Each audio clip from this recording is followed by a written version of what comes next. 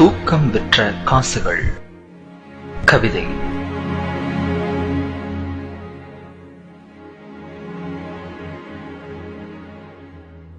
இருப்பவனுக்கோ வந்துவிட ஆசை, வந்தவனுக்கோ சென்றுவிட ஆசை. இதோ அயல் தேசத்து ஏழைகளின் கண்ணீர் அழைப்புதல்.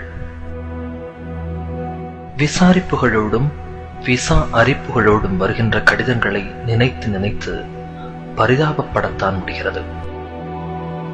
நாங்கள் பூசிக்கொள்ளும் வாசனை திரவியத்தில் வேண்டுமானால் வாசனைகள் இருக்கலாம், ஆனால் வாழ்க்கையில் தூக்கம் விற்ற காசில்தான் துக்கம் அளிக்கின்றோம். ஏக்கம் என்ற நிலையிலேயே இளமை கழிக்கின்றோம். எங்களின் நிலாக்கால நினைவுகளை எல்லாம் ஒரு விமான பயணத்தினூடே விற்றுவிட்டு கனவுகள் புதைந்துவிடும் என தெரிந்தே கடல் தாண்டி வந்திருக்கிறோம். மர உச்சியில் நின்று ஒரு தேன்கூட்டை கலைப்பவன் போல் வார விடுமுறையில்தான் பார்க்க முடிகிறது இயந்திரமில்லாத மனிதர்களை. அம்மாவின் ஸ்பரிசம் தொட்டு எழுந்த நாட்கள் கடந்துவிட்டன. இங்கே அலாரத்தின் எரிச்சல் கேட்டு எழும் நாட்கள் கசந்து விட்டன. பழகிய வீதிகள், பழகிய நண்பர்கள், கல்லூரி நாட்கள் தினமும் ஒரு இரவு நேர கனவுக்குள் வந்து வந்து காணாமல் போய்விடுகிறது. நண்பர்களோடு ஆற்றில் விரால் பாய்ச்சல், மாட்டு வண்டி பயணம், நோன்பு நேரத்து கஞ்சி, தெல்கா, பம்பரம், சீட்டு, கோலி என சீசன் விளையாட்டுக்கள். ஒவ்வொரு ஞாயிற்றுக்கிழமையாய் எதிர்பார்த்து விளையாடி மகிழ்ந்த உள்ளூர் உலகக்கோப்பை கிரிக்கெட். இவைகளை நினைத்து பார்க்கும் போதெல்லாம் விசாவும் பாஸ்போர்ட்டும் வந்து விழிகளை நனைத்து விடுகிறது.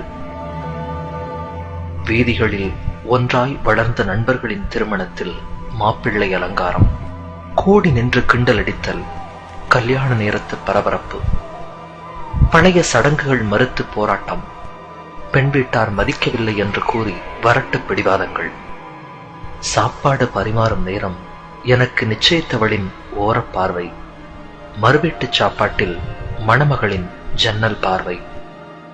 இவை எதுவுமே கிடைக்காமல் கண்டிப்பாய் வரவேண்டும் என்ற சம்பிரதாய அழைப்புதலுக்காக சங்கடத்தோடு ஒரு தொலைபேசி வாழ்த்தினூடே தொலைந்து விடுகிறது எங்களின் நீண்ட நட்பு. எவ்வளவு சம்பாதித்தும் என்ன, நாங்கள் அயல் தேசத்து ஏழைகள்தான். காற்றிலும் கடிதத்திலும் வருகின்ற சொந்தங்களின், நண்பர்களின் மரணச் செய்திக்கெல்லாம் அரபிக்கடல் மட்டும்தான் ஆறுதல் தருகிறது. ஆம், இதயம் தாண்டி பழகியவர்களெல்லாம் ஒரு கடலை தாண்டிய கண்ணீரிலேயே கரைந்து விடுகிறார்கள். இறுதி நாள் நம்பிக்கையில்தான் இதயம் சமாதானப்படுகிறது. இருப்பையும் இழப்பையும் கணக்கிட்டு பார்த்தால் எஞ்சி நிற்பது இழப்பு மட்டும்தான். பெற்ற குழந்தையின் முதல் ஸ்பரிசம், முதல் பேச்சு, முதல் பார்வை, முதல் கழிவு, இவற்றின் பாக்கியத்தை தினாரும் திருகமும் தந்துவிடுமா? கிள்ளச் சொல்லி குழந்தை அழும் சப்தத்தை தொலைபேசியில் கேட்கின்றோம். கிள்ளாமலேயே நாங்கள் தொலைவில் அழும் சப்தம் யாருக்கு கேட்குமோ? ஒவ்வொரு முறை ஊருக்கு வரும் பொழுதும் பெற்ற குழந்தையின் வித்தியாச பார்வை, நெருங்கியவர்களின் திடீர் மறைவு, இப்படி புதிய முகங்களின் எதிர்நோக்குதலையும் பழைய முகங்களின் மறைதலையும் கண்டு மீண்டும் அயல் தேசம் செல்ல மறுத்து அடம்பிடிக்கும் மனசிடம் தங்கையின் திருமணமும் தந்தையின் கடனும் பொருளாதாரமும் வந்து சமாதானம் சொல்லி அனுப்பிவிடுகிறது மீண்டும் அயல் தேசத்திற்கு.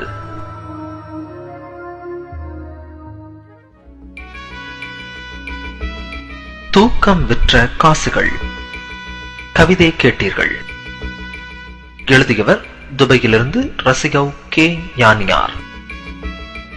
உங்களுக்கு அதை வாசித்தளித்தவர் சிங்கப்பூரிலிருந்து சதகத்துல்லா.